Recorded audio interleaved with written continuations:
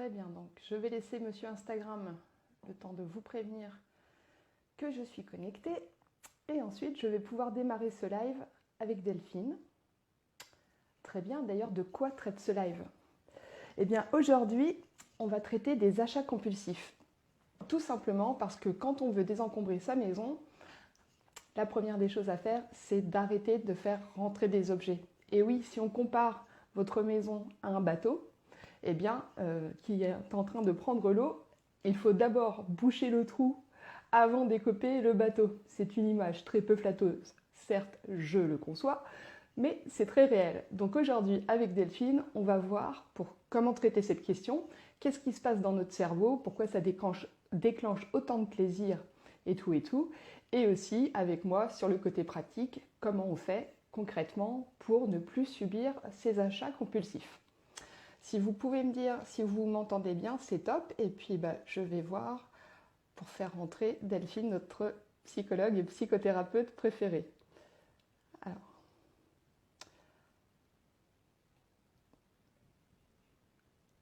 si vous m'entendez bien, dites-le moi. Alors, voyons Delphine.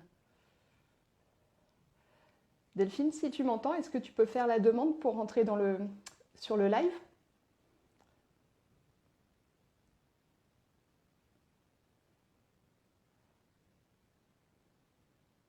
Alors, excusez-moi quelques instants, c'est le temps que ça se mette en route.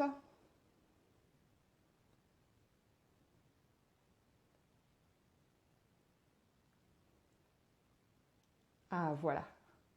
Je peux accepter Delphine.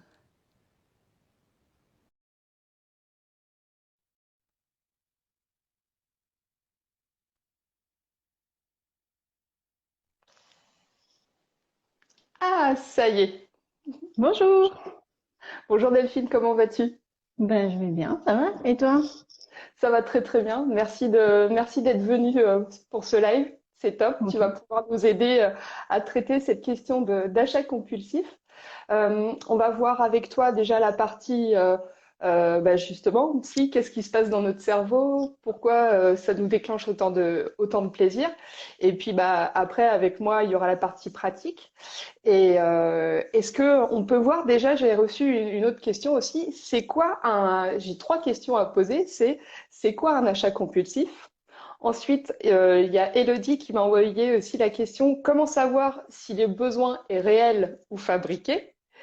Et comment savoir qu'un achat est un achat compulsif? Vaste question que nous allons traiter dans ce live qui va durer à peu près une trentaine de minutes, grosso modo, Oh, je dis ok. pour les abonnés. Et Très bien. Oui, je t'ai coupé. non, vas-y, j'étais en train de. C'est parce que tu sais, je suis un peu bigleuse et je suis en train de regarder sur l'écran en même temps si je reçois pas des questions, des choses comme ça. D'accord. Alors, un achat compulsif, qu'est-ce que c'est? Peut-être qu'on peut commencer par une définition. C'est vrai que ça peut être bien. Alors, un achat compulsif, ça fait partie des addictions, hein. En psychologie, on associe ça à des addictions, à des compulsions, hein. La compulsion, c'est quand on a un comportement, un geste qui n'est pas forcément contrôlé.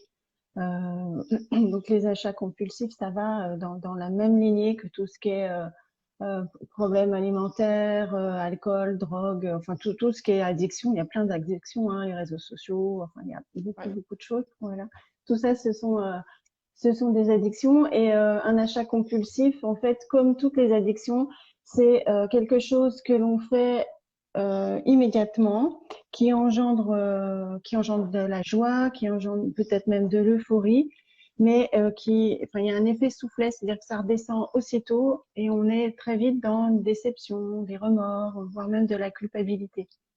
D'accord. Donc, sur l'achat, ça fait ça. C'est la même chose si on prend une petite addiction qu'on a tous, qui est légère mais qui peut devenir grave, c'est le chocolat. On se dit j'ai du chocolat dans mon placard. Ouais, mais non, je vais pas prendre du chocolat. Puis finalement, on prend du chocolat. On est content dans le moment. Et puis si on en mange trop, mais très vite, on est dans une culpabilité à se dire ouais, j'aurais pas dû manger finalement. Voilà, c'est vraiment de cet ordre-là. C'est en fait la différence entre le plaisir et le bonheur, quoi, tout simplement. D'accord, très bien. Oui, alors justement, c'est super intéressant que tu parles de cette notion de plaisir et de bonheur, parce que ça va nous aider à justement comprendre ce qu'est les achats compulsifs, parce que quand on a une vision d'une pulsion, on a toujours l'impression que les gens sont super addicts, que ça doit être un très très gros problème dans leur vie et que du coup, c'est évident qu'il faut se régler qu'il faut régler ce problème-là. Alors que quand on discute autour de nous, on voit bien que c'est pas évident pour les gens de se rendre compte qu'il y a des pulsions justement comme ça d'achat Oui, ou d'autres choses, hein. oui, c'est ça. Et puis après, il faut aussi dédramatiser. Une pulsion, c'est pas forcément non plus dramatique. Enfin, le mot addiction fait peur parce qu'il est utilisé dans des situations vraiment dramatiques thérapeutiquement. Et puis dans d'autres, on a tous des addictions, hein. Voilà, je crois que la première addiction, c'est notre smartphone. On est tous complètement addicts à ce fameux machin là qui nous facilite la vie, mais qui nous la complique aussi par moments. Donc, il faut aussi dédramatiser ce côté-là. Bon, ce qui est intéressant effectivement dans l'idée du plaisir et du bonheur, en fait, c'est vraiment, en fait, c'est chimique. C'est vraiment au niveau du cerveau qu'il se passe quelque chose. Le cerveau sécrète des neurotransmetteurs. Alors, bon, on va faire simple hein, parce qu'on va pas faire un cours de physio aujourd'hui, mais en Non, gros, s'il te plaît. voilà, le cerveau envoie des messages au corps qui va déclencher des attitudes, des comportements. Et les neurotransmetteurs, c'est ces substances chimiques qui passent d'un neurone à un autre pour arriver à une émotion, à un acte, voilà, un geste. Enfin, il y a plusieurs choses. En fait, il y a le neurotransmetteur de la dopamine. Ça, on en entend de plus en plus parler. Justement, on en entend souvent parler avec ces histoires de réseaux sociaux. La dopamine, c'est un neurotransmetteur qui dope. Hein, c'est le mot est dedans, dopé, dopamine. C'est vraiment le neurotransmetteur qui nous donne un petit coup de fouet, qui nous redonne un peu de motivation, de concentration, un petit peu de joie de vivre. Enfin voilà. Et cette dopamine, en fait, elle stimule le système de récompense. Donc en Ah, fait, on ne fait jamais vraiment les choses gratuitement. On est un être social et on fonctionne beaucoup à l'émotionnel et à l'affectif. Et donc, à partir du moment où on fait quelque chose, ben, on aime bien avoir ce qu'on appelle en psycho un feedback, c'est-à-dire un retour. Et les feedbacks positifs ben, nous donnent de l'entrain, nous donnent une motivation. Et la dopamine, en fait, c'est ça. C'est vraiment l'idée de refaire, refaire, refaire. Euh, donc ça motive. Et effectivement, un achat compulsif, on peut euh, être dans une logique d'acheter quelque chose pour avoir cette petite dose de dopamine qui, vous voyez, qui nous stimule, comme les réseaux sociaux. Hein. En fait, on est à vérifier combien on a de likes, combien, voilà, on est dans le même système. Ça, c'est le plaisir. Donc, c'est vraiment quelque chose d'immédiat qui fait du bien, mais qui dure pas dans le temps. d'accord. Contrairement au bonheur, qui est quelque chose qui se construit plus dans la durée, qui perdure. Et là, c'est un autre neurotransmetteur qui s'appelle la sérotonine. Donc, vous voyez, sérotonine, c'est serein. C'est le mot est aussi dedans, c'est être serein. Donc, en fait, ce qu'il faut, c'est arriver donc là, on est dans le bonheur, on est dans quelque chose qui dure dans le temps. Et ce qu'il faut arriver, c'est trouver un équilibre entre le bon dosage de dopamine et le bon dosage de sérotonine. Voilà, D'accord. parce que trop de dopamine enfin, empêche les capteurs de sérotonine de se mettre en route. Donc, si on est trop dans la dopamine, on n'a plus de sérotonine. Et c'est souvent ce qu'on rencontre chez les ados avec les réseaux sociaux. S'il y a trop de dopamine, et ben, en fait, ils vont jamais bien parce qu'ils veulent toujours plus. Et en fait, c'est sans fin. Et c'est là aussi, si on rejoint le sujet du jour sur de l'achat compulsif, on peut avoir une petite pulsion d'achat, un truc sympa pour se faire plaisir, qui sera quand même un objet sympa qui sera utile dans notre quotidien. Et puis, on peut être dans cette spirale des achats répétitifs qui finalement n'ont plus de sens. Voilà, c'est le vêtement qu'on oublie après dans l'armoire et qui a encore son étiquette ou nous a fait du bien dans l'instant et puis qu'on a très vite oublié parce que le mal-être revient aussi vite. D'accord. Et justement, comment est-ce qu'on fait? C'est pour répondre à la question d'Élodie. Comment est-ce qu'on fait pour savoir si le besoin est réel ou fabriqué? Parce que finalement, on ne le fait pas exprès, Parfois, tu es juste en train de flâner dans une rue ou quoi que ce soit, il y a les boutiques autour de toi, mais t'es pas forcément dans une logique où tu te dis je vais aller acheter quelque chose, mais d'un seul coup, pouf, tu passes devant une boutique et oh, la jolie boîte. Parce que moi, par exemple, mon addiction, c'est les boîtes, tu vois. Donc, donc je sais que je ne dois pas regarder les boutiques avec des boîtes. Mais comment est-ce qu'on fait de façon plus générale pour savoir si ce besoin il est réel ou fabriqué? J'ai déjà un ou deux petits indices à donner, mais Oui, bah en fait, moi j'ai envie de dire, parce que moi je suis quand même très sensible au minimalisme, hein, je suis moi-même dans cette logique-là, bah, tout simplement ne pas acheter tout de suite. Enfin, si on est dans des achats réfléchis, on n'est plus du tout dans des pulsions, donc on est vraiment dans une analyse de nos besoins, une analyse je sais pas, du produit dont on a besoin, enfin, faire un état des lieux de qu'est-ce qu'il y a, enfin, les prix, quel est vraiment mon utilité, enfin voilà, pour ensuite aller dans un deuxième temps sur l'achat qui est pour le coup un achat réfléchi et pas du tout un achat impulsif, quoi. oui.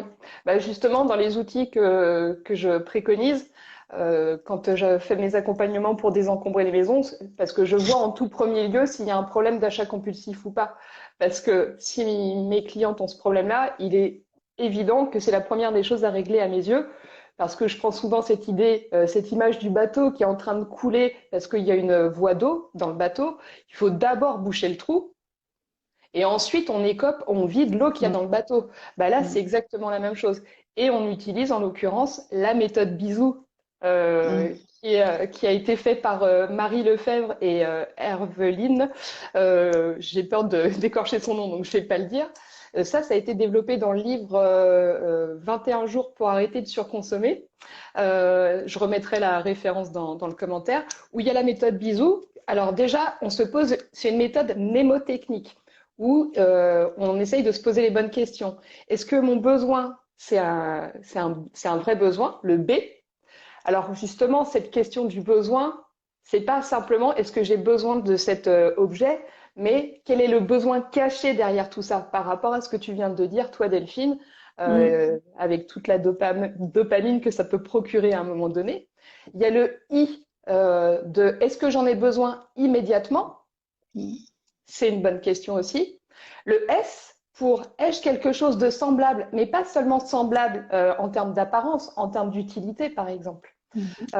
Il y a cette question-là. Le O pour l'origine, d'où est-ce que ça vient? Et puis, il ne faut pas oublier aussi que quand on fait un acte d'achat et qu'on achète un produit fait par un fabricant, on valide, on, on dit on est OK pour ta façon de travailler, on est OK pour ta façon de traiter Mm. les êtres humains, la planète, tout ça. Donc, est-ce que vous avez envie de donner votre argent à quelqu'un si vous n'êtes pas en accord avec ça? Ça, c'est une bonne question Mm. à se poser. Et enfin, la dernière question, est-ce que cet objet va vraiment m'être utile? Alors, utile ou agréable ou confortable. Mais toutes ces questions, la méthode Bisou, je trouve qu'elle permet de se dire déjà de prendre un petit temps de réflexion, de Mm. respirer et ensuite de voir si on a vraiment envie de passer à l'acte d'achat, quoi. Ah ouais, très bien. Ouais, et la réponse est dans le B finalement.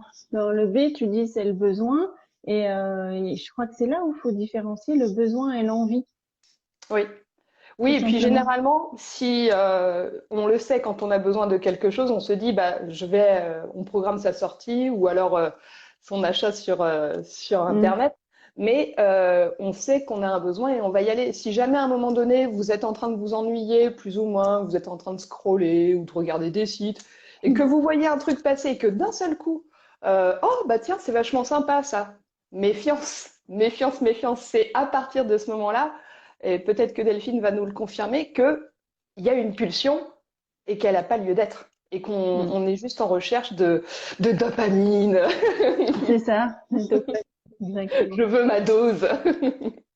Après, quand on parle des addictions, pour revenir vraiment sur la différence entre les pulsions et les addictions, quand on est dans une addiction, et ça a des répercussions dans notre vie au quotidien, quoi.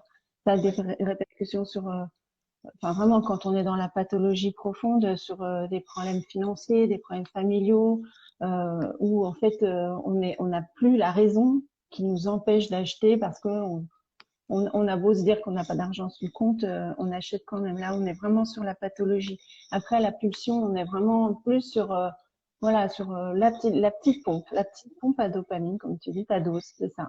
Ouais, Sauf que c'est vrai qu'effectivement, quand on est dans une logique de désencombrement, si on veut à la fin vider ses placards, effectivement, faut éviter de les remplir par des choses inutiles. C'est le cas. oui, Ouais. complètement. Alors, c'est s'interroger justement sur j'ai besoin de ma petite dose de dopamine et il y a peut-être moyen d'avoir sa dose autrement que par des achats, tout simplement aussi. Oui. Ouais. Oui, ou alors faire attention à ce que ce soit un achat qui fasse plaisir. Par exemple, l'achat d'une expérience. On n'y pense pas, mais l'achat d'une sortie, d'un visite je sais pas moi, dans des galeries d'art ou un musée ou dans un joli parc, dans la nature, ou faire une activité en famille, quelque chose qui fasse vraiment plaisir. Si on a vraiment besoin d'acheter, quoi, d'acheter à tout prix, dans ces cas-là, moi, je conseille à mes clientes d'essayer de passer sur quelque chose d'immatériel en termes d'expérience et puis peut-être des produits aussi immatériels qui vont pas prendre une place folle, à part dans la carte mémoire de sa liseuse ou je ne sais quoi. Mais essayer de faire attention. Et les deux, l'autre outil que je conseille aussi pour éviter les achats compulsifs, c'est la liste de souhaits. Ça paraît tout bête, c'est, comme dirait l'autre, c'est tout couillon, mais avoir une liste de souhaits sur soi où on note ce dont on a envie, prendre le temps de faire le tour de ses besoins véritables, et quand on voit quelque chose qui nous plaît, le noter, dire oh ça c'est vachement chouette, j'aimerais bien l'acheter. Le but c'est de ne pas succomber immédiatement à l'acte d'achat. C'est je le pose, je mets ce que j'ai vu, son prix, et je reviens dans quelques jours, dans une semaine par exemple, pour voir si ce truc il est absolument génial et que j'en ai tant besoin que ça, quoi. Ça, la liste de souhaits, c'est un très très bon outil. Alors on peut l'imprimer et l'accrocher sur son frigo ou dans son bureau, mais on peut aussi utiliser le smartphone. Vous avez un petit fichier là et puis vous notez les trucs que vous avez vus à un moment donné et vous vous dites bah dans quelques jours je reviens et puis on voit quoi.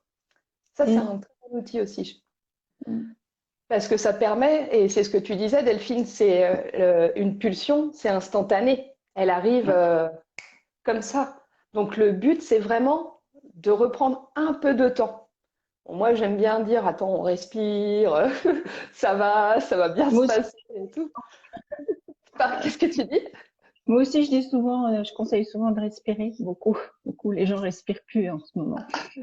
Oui, non, mais c'est ça. Donc, et puis après, bah, au fur et à mesure, se dire, bah, j'essaye de pas acheter pendant tant de temps. Des fois, on va se donner, quand on est un gros acheteur compulsif, je trouve que c'est un bon exercice de se dire, bah, je vais déjà commencer par une journée, après deux, après trois, après une semaine, 2 semaines, un mois. Et au fur et à mesure, on voit aussi ses progrès et on est tellement, tellement fier de soi quand on n'a pas acheté quelque chose. Ça procure j'ai l'impression que ça procure une sensation et de plaisir et de bonheur. Je dis ça parce que un jour j'étais dans un magasin de déco parce que j'avais besoin d'un truc, je sais plus ce que c'était. C'était pour la cuisine et je suis passée dans un rayon avec super pratique où c'était des trucs pour nettoyer. Et il y avait un objet qui était avec une petite barre métallique et du métal pour pouvoir nettoyer les trucs entre les radiateurs, tu sais. Quand tu as des radiateurs avec des lignes comme ça, c'était un outil exprès pour ça. Et je vais pour l'acheter et je me dis, oh, c'est super pratique ce truc et tout, c'est génial. Je vais pouvoir faire mes poussières sur mes radiateurs plus facilement. Et quand je saisis l'objet, je suis coach en rangement, j'accompagne les personnes qui sont en train de subir parfois des achats compulsifs. Je saisis l'objet, je fais attends, minute papillon. Et là, j'ai commencé à utiliser la méthode bisou. Et je me suis dit mais finalement, j'ai pas besoin de cet objet en plus. Alors oui, il aurait été utile, mais un petit morceau de chiffon pour essuyer entre mes lattes, là, mes lames de radiateur, c'est amplement suffisant. Vous voyez, c'est toutes ces questions, vous qui nous regardez. Parfois, il faut se prendre soi-même la main dans le sac. On est sur le point de réaliser un objet et on se dit, bah, finalement, posons-nous les bonnes questions et je l'ai pas acheté. Et sur l'instant, j'étais très contente de moi, de me dire, oh, j'ai pas acheté ce truc. Et maintenant, plusieurs mois après, tu sais, j'ai ce sentiment bah, de bonheur quand je repense à ce Mhm. souvenir. Tu vois, c'est Mhm. bête, pour moi, c'est un souvenir heureux maintenant. Justement, par rapport à ce que tu dis, moi, effectivement, quand j'ai désencombré, j'ai fait ce défi de passer, je voulais faire un an sans acheter de vêtements, parce que c'était, la garde-robe, c'était une catastrophe. Et, euh, et justement, alors, tu vois, par rapport à ce que tu dis, le premier jour, tu as une satisfaction, le deuxième, puis au bout d'un moment, ça s'estompe parce que c'est pas concret, en fait. C'est un peu comme quand on arrête de fumer. Et justement, on a besoin de satisfaire ce système de récompense, cette fameuse dopamine. Alors, il y a une technique qui est vachement efficace, qui marche avec les adultes et aussi très bien avec les enfants, c'est le système des billes. En fait, vous prenez un verre ou un saladier ou un pot, enfin un vase, quelque chose de joli. Moi, je fais toujours dans du beau, de transparent. Et puis, vous mettez, vous avez des billes ou des perles, ou enfin, pareil, quelque chose d'assez joli. Et en fait, à chaque victoire, à chaque jour, sans achat, sans cigarette, je sais pas quoi, je dépose une bille dans mon récipient. Et en fait, Ah, c'est génial. ça permet justement de mettre en route ce système de dopamine et de récompense parce que tous les jours, on va voir notre vase qui se remplit et on a une réelle satisfaction de victoire de se dire, ah oui, bah, au début, il était vide et maintenant, il se remplit et il est de plus en plus gros. Et donc, quand on arrive à un mois, et ben, on a déjà 30 billes et puis quand on arrive à un an, ben, on en a 360 et donc, d'un seul coup, c'est du concret et ben, on arrive à avoir une dopamine avec ça. Ah, bah écoute, je réutiliserai la technique, du coup. Ouais, ça c'est une technique super efficace et puis vous pouvez trouver sur les réseaux sur Pinterest ou enfin voilà sur ces sites-là, il existe aussi des tableaux de récompense. Alors c'est souvent pour les enfants mais on peut les remanier pour les adultes et c'est le même principe en cochant ou en mettant des en notant quoi, en notant chaque petite victoire. Moi je sais que j'aime bien les billes parce que c'est concret, c'est vraiment Ah, je le note. Tableau de récompense. voilà. Et puis, j'avais une autre idée, mais ben voilà, je l'ai perdue, je l'ai mangée. Tu le remettras en commentaire si jamais tu n'arrives pas à l'avoir pendant notre live. Si, c'est la dopamine aussi, quand on est dans cette logique de désencombrement, ben en fait, on passe des petites victoires quand même à chaque fois. Et c'est bien quand on a, par exemple, quand on a fini de désencombrer un meuble ou quand on a fini de désencombrer une pièce, de se récompenser de cet acte. Là aussi, une petite récompense permet d'amener à nouveau un peu de dopamine et ça motive, hein, ça dope pour la suite. Parce qu'au bout d'un moment, on se dit, ouais, bon, bah, à quoi bon, quoi. C'est exactement ça. Je vais demander, euh, je vais Pardon. demander aux personnes qui nous suivent si jamais elles ont des questions. N'hésitez pas à nous poser Oui, avec la petite bulle qui va bien, euh, pour qu'on puisse y répondre pendant le live. Et vous voyez, c'est qu'il y a il y a plusieurs outils pour se sortir de ces achats compulsifs. Et c'est vrai qu'il y a plusieurs façons de voir nos efforts évoluer. Et je trouve que le système de récompense dont tu parles là, moi qui suis en train d'essayer désespérément d'arrêter de fumer, si j'arrêtais, si, non mais chacun porte sa croix, hein, vous voyez, hein. C'est vrai que de voir les jours se concrétiser avec le système de billes, par exemple, je pense que ça me ferait extrêmement plaisir. ouais. Et tu pourrais même associer la bille à un budget quotidien. Et Oui. d'un seul coup, tu peux compter et te dire, voilà, d'un seul coup, tu vois, tu peux avoir une belle récompense au bout d'un mois ou 6 mois. C'est-à-dire que tout l'argent que tu mettais dans la cigarette, tu peux d'un seul coup Ouais. t'offrir quelque chose et là, tu vas avoir une bonne pompe de dopamine, effectivement. Ouais, je vais avoir une bonne grosse dose. Oh, non, ça fait un peu bizarre quand je dis ça, mais bon. Euh, Faut une légère addiction. Donc voilà, on va bientôt arriver à la fin de ce live. Alors, juste une chose que je voulais souligner aussi par rapport au sujet. Alors peut-être que tu en parles aussi, j'en sais rien, mais c'est quand même aussi intéressant de se demander les achats compulsifs, est-ce qu'ils sont destinés à nous ou aux autres? Parce que moi, je vois bien dans mes patientes, souvent, elles s'autorisent rien, voire elles se privent de tout, Mais alors, pour les enfants ou pour faire plaisir aux autres, là, on peut aussi trouver des achats compulsifs. Et là aussi, je trouve que c'est intéressant d'en parler. Ah bah écoute, ça pourra peut-être faire l'objet d'un deuxième live sur les achats compulsifs pour les autres, parce que effectivement, j'en parle aussi, parce que j'accompagne principalement les femmes et souvent elles sont mamans, et souvent, il n'y a pas d'achat compulsif pour elles, Mm. mais par contre pour les enfants et pour la famille en général, alors là, comme Mm. c'est pas pour soi et que c'est pour les autres, on se l'autorise. Mm. Et alors là, on y va pleine balle. On se pose pas la question de la méthode bisou et tout le tralala. Alors là, ça n'existe pas. Bah non, puisque c'est pour les autres. Donc C'est ça. effectivement, je pense que ça serait un super sujet de live. Allons-y. Je, je le note et on prend rendez-vous ensemble après. Est-ce que tu veux rajouter quelque chose, Delphine? Ben, en fait, je crois que surtout, si les personnes qui vont écouter ce live doivent être forcément concernées par les achats compulsifs, j'imagine que si t'écoutes ça, c'est que tu as envie de chercher des solutions. Donc, je pense que vraiment la conclusion par rapport à tout ça, c'est de trouver un bon équilibre, ce que je disais tout à l'heure au niveau de la dopamine et de la sérotonine. Et il y a des activités toutes simples qu'il faut faire pour avoir ce bon dosage de dopamine et de sérotonine. C'est des choses toutes bêtes comme faire du sport, des activités physiques, aller dehors, le soleil, la lumière apportent tout ça. Et puis, bon, il y a plein de choses au niveau d'alimentation aussi. Peut-être que je pourrais faire un post d'ailleurs là-dessus Ah, pour bien expliquer comment trouver cet équilibre. Mais il y a des techniques qui marchent très bien. Tout ce qui est état modifié de conscience, relaxation, hypnose, méditation, tout ça sont vraiment des techniques qui vous apportent ce bon dosage de dopamine et de sérotonine. Et j'ai envie de dire, c'est vraiment ce que j'essaye le plus possible, moi, par l'intermédiaire du blog, d'apporter aux gens d'apporter ces techniques, parce que les gens ont peur aussi, l'hypnose, ça fait peur. Sur Internet, on trouve plein d'exercices, mais quels sont les bons et les mauvais? Et c'est vrai qu'on trouve de tout. Donc, ma mission, c'est vraiment ça, quoi. C'est vraiment de faire un tri et d'amener les bons outils pour que les personnes y aillent en toute confiance.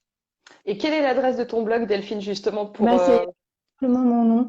Faut taper Delphine Basson ou sur Instagram, je m'appelle Les Petits Bonheurs de Delphes.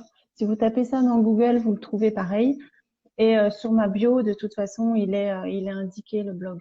Idéalement, c'est d'aller sur le blog, voire même de s'inscrire sur la newsletter pour recevoir par mail les infos dès qu'un article est publié. Parce que j'essaye de jouer le jeu des réseaux sociaux, mais j'avoue que je suis très prise, je suis un peu débordée là par le contexte actuel. Donc, je privilégie vraiment le blog. Donc, le mieux, c'est d'être inscrite à la newsletter pour avoir toutes ces infos. Mais sur Instagram, j'essaye d'en mettre un peu aussi.